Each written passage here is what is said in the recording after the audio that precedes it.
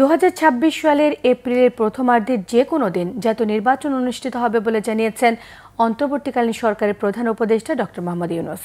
নির্বাচন কমিশন উপযুক্ত সময়ে নির্বাচনের বিস্তারিত রোডম্যাপ ঘোষণা করবে বলেও জানিয়েছেন প্রধান উপদেষ্টা।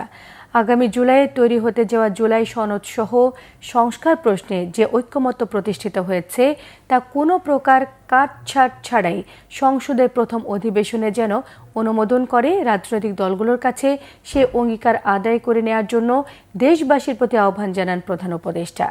করিডোর এখনও প্রস্তাব পর্যায়ে রয়েছে জানিয়ে এ নিয়ে বিভ্রান্ত না হওয়ার আহ্বানও জানিয়েছেন তিনি। জাতির উদ্দেশ্যে দেওয়া ভাষণে প্রধান উপদেষ্টা এসব কথা বলেন। রিপোর্ট করছেন রকুনুজ্জামান। পবিত্র ঈদুল আজহা উপলক্ষে শুক্রবার সন্ধ্যায় জাতির উদ্দেশ্যে ভাষণ দেন অন্তর্বর্তীকালীন সরকারের প্রধান উপদেষ্টা অধ্যাপক মোহাম্মদ ইউনূস।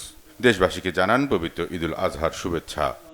শুরুতেই আপনাদের সবাইকে জানাই পবিত্র ঈদুল আজহার শুভেচ্ছা। ঈদ মোবারক। জাতির উদ্দেশ্যে দেয়া ভাষণে আগামী জাতীয় নির্বাচনের সময় আরও সুনির্দিষ্ট করেন প্রধান উপদেষ্টা।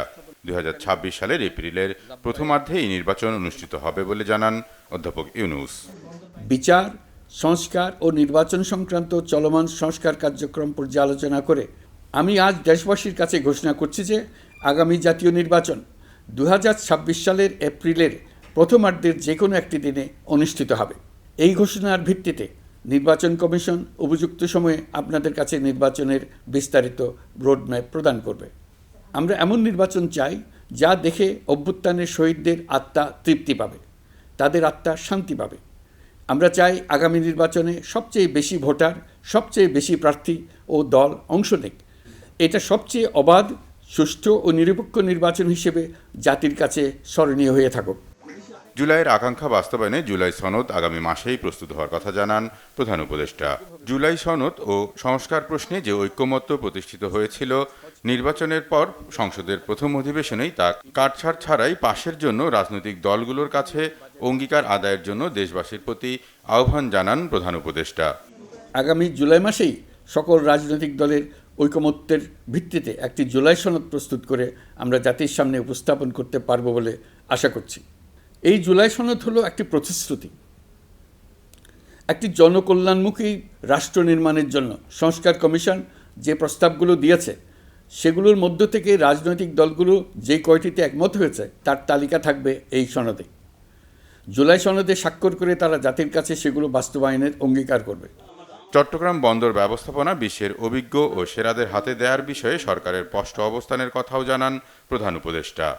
বন্দর ব্যবস্থাপনার জন্য আমরা যাদেরকে আনছি তারা পৃথিবীর যেসব দেশে কাজ করে সেসব কোনো দেশেরই সার্বভৌমত্ব, জাতীয় নিরাপত্তা হুমকির মুখে পড়েনি।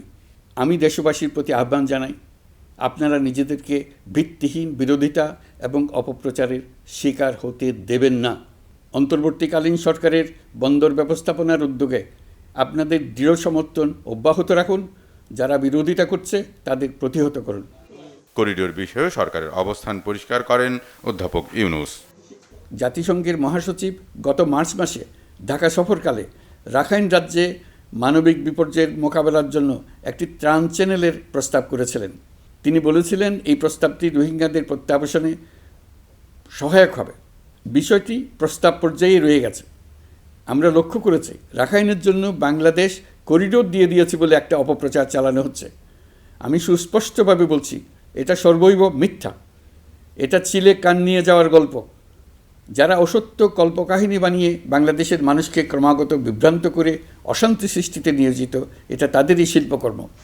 পতিত ফ্যাসিবাদ ও তার দেশি বিদেশি দোসরদের অপপ্রচার নিয়ে দেশবাসীকে সতর্ক করে প্রধান উপদেষ্টা বলেন, যে কোনো মূল্যে সবাইকে ঐক্যবদ্ধ থাকতে হবে। পতিত ফ্যাসিবাদ ও তার দেশি বিদেশি দোসররা নতুন বাংলাদেশ গড়ার সম্মিলিত প্রচেষ্টাকে পদে পদে বাধাগ্রস্ত করার চেষ্টা চালিয়ে যাচ্ছে। রকুনুজ্জামান, বাংলাভিশন, ঢাকা।